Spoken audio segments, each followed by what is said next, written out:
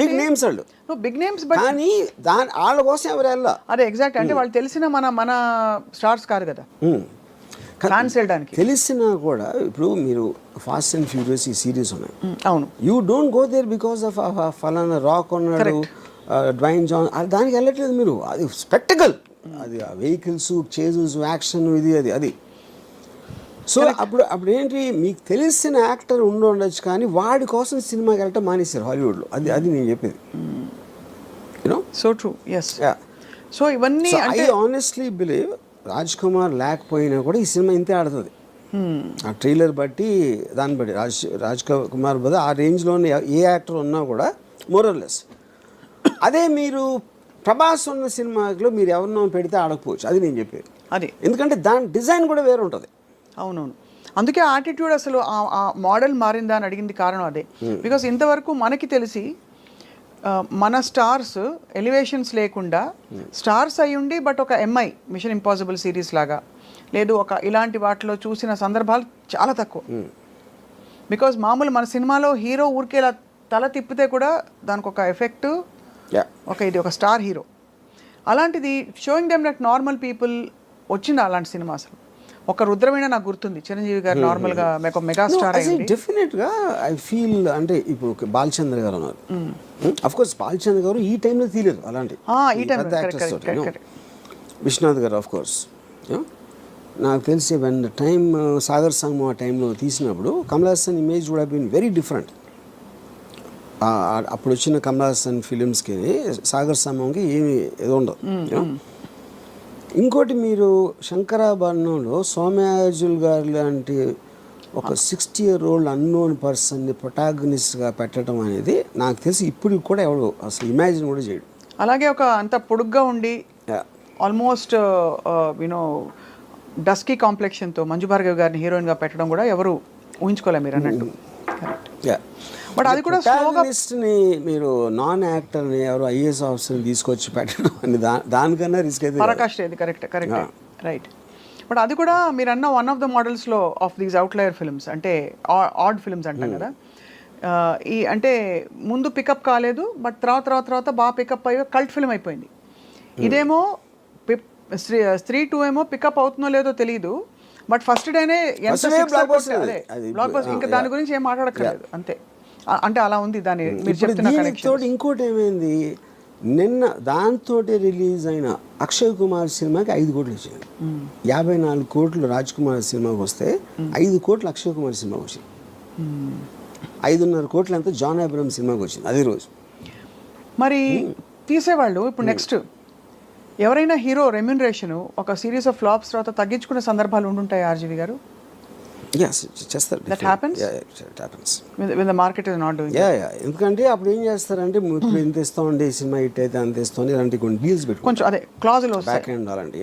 The reason I asked that is because majority of this major expenses that we are talking about, ఇప్పుడు మొన్న కల్కి వచ్చింది, it was actually a feast.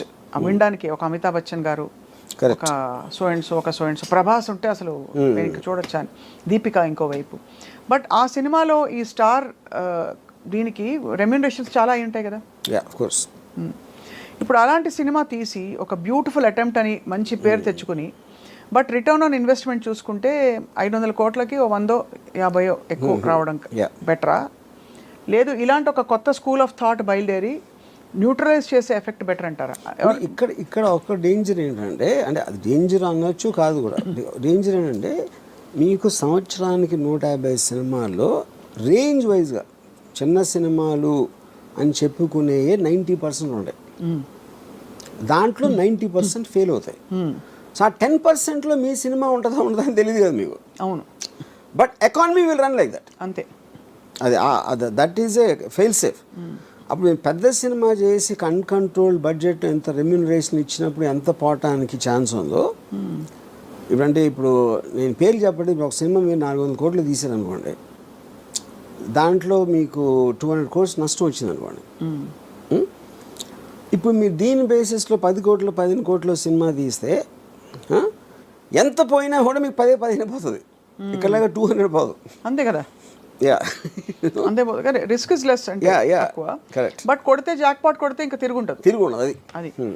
But all the same ఈ హీరోలు అందరూ వాళ్ళ risk కూడా ఒక సినిమాలో ఎంగేజ్ అవ్వడం ఈజ్ వెరీ హై బికాస్ వాళ్ళు తొందరగా పీక్ అయిపోతారు. ఆ తర్వాత దానికంటే ఏదైనా తక్కువ ఇస్తే చూసుకోరు.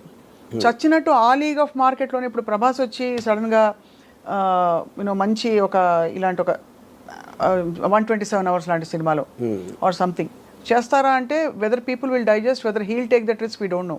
He's compelled to work now in very very big projects.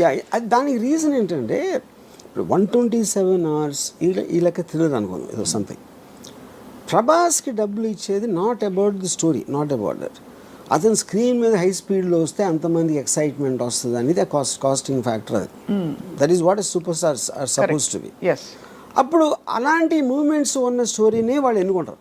అదే వాళ్ళు వచ్చి వేరే సినిమా తీసినప్పుడు ఆమీర్ ఖాన్ ఒక్కడే చాలా తెలుగు చేస్తాడు. ఆమీర్ ఖాన్ ఏం చేస్తాడంటే ఇప్పుడు ఏంటి, ఒక సపోజ్ తను గజనీ లాంటి సినిమా తీసాడు కూడా చాలా పెద్ద హిట్ అయ్యేది. తర్వాత తను తారే జమీన్ పే తీస్తే తారే జమీన్ పేలో చూస్తారా, అది మంచి స్టోరీ, కానీ గజనీకి అలవాటు పడిన వాళ్ళు దీన్ని చూస్తారా అంటే దానికి ఆమీర్ ఖాన్ ఏం చేశాడంటే గజనీ నమ్మిన ప్రైస్లో 1/10 కమ్మాడు తారే జమీన్ పే.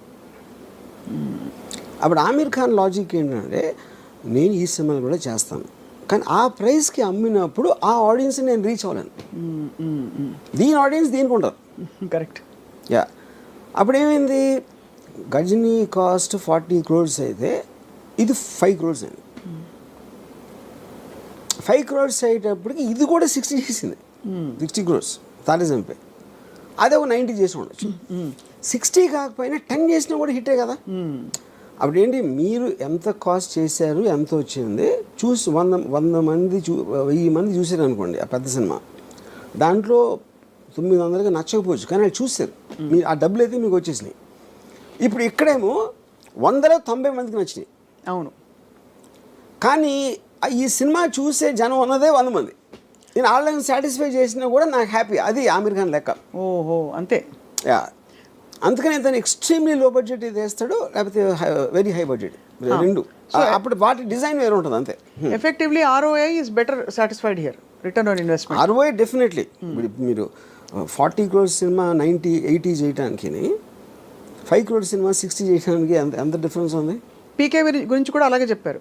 పీకే సినిమా రిలీజ్ అయినప్పుడు ఆమీర్ ఖాన్ ప్రొడ్యూస్డ్, దాని cost of production was much less than so many other films ఆ టైంలో వచ్చినవి ఆ లీగ్లో. సో బట్ ఇవన్నీ ఏంటంటే ఈ యాజ్ అన్ అనాలిసిస్ ఇదంతా హాలీవుడ్ స్టార్స్. ఇప్పుడు ఫర్ ఎగ్జాంపుల్ టామ్ హ్యాంక్స్ ఉన్నాడు, హీల్ డూ కాస్ట్ అవే, ఒకే యాక్టర్ మొత్తం ఐలాండ్లో ఒకడే ఉంటాడు. He'll do a very big budget of some other film. వాళ్ళు ఏంటంటే వాళ్ళంతా స్టూడియోస్ కంట్రోల్ చేస్తాయి, బయర్స్ ఉండవు. ఈ బయర్స్ మీడియేషన్ లెవెల్లో ప్రైసెస్ అనేది ఇది అయిపోతుంది. అప్పుడు PVR జానేతు జానేనా సినిమా, అదే ఒక 5 కోట్ల సినిమా, ఆమీర్ ఖాన్ మేనలుడు, ఆమీర్ ఖాన్ ప్రొడ్యూస్ చేశాడు. చాలా ఆమీర్ ఖాన్ ఏం చేశాడు, అది వాళ్ళు 35 crores ఆఫర్ ఇచ్చారు కొనడానికి.